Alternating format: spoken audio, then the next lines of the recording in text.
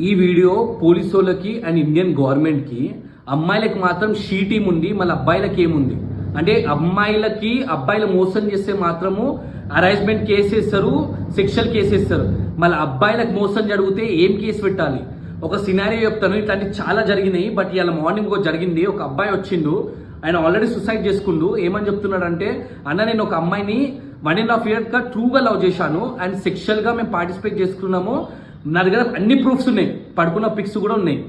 అమ్మాయి ఇప్పుడు నన్ను మోసం చేసి వేరేని పెళ్లి చేసుకుంటుంది. అడిగినప్పుడు రివర్స్ కేసు నా పైన వేసింది. నేను పోలీస్ స్టేషన్కి వెళ్ళేసి నా దగ్గర ప్రూఫ్లు ఉన్నాయి రబ్బాయి, నా అమ్మాయి నన్ను లవ్ చేసింది, ప్రూఫ్స్ అన్ని నీకు చూపెడతానని చెప్పేసి పోలీస్ స్టేషన్లో చూపెడితే పోలీసు వాళ్ళు ఏమన్నారంటే ఈ ప్రూఫ్స్ అన్ని ఏం సరిపోవు, ఇంకొకసారి అమ్మాయి దగ్గరికి వస్తే మాత్రము హరాస్మెంట్ కింద కేసు వేస్తాను, లేకపోతే రేప్ చేస్తాను కేసు వేస్తానని చెప్పి పోలీసులు చెప్పినంట. సో అమ్మాయిలకు షీ టీమ్ ఉంది, మళ్ళీ అబ్బాయిలకి అంటే ఇప్పుడు ఒక అబ్బాయి ఒక అమ్మాయిని లవ్ చేస్తే, అమ్మాయి మోసం చేస్తే ఏమని కేసు పెట్టాలి అంటే ప్రూఫ్స్ ఉన్నా కూడా పోలీసు వాళ్ళు ఏం చేస్తారు? మాకైతే ఈ టీం కావాలి. నేను ఏ అమ్మాయికి వ్యతిరేకంగా లేను.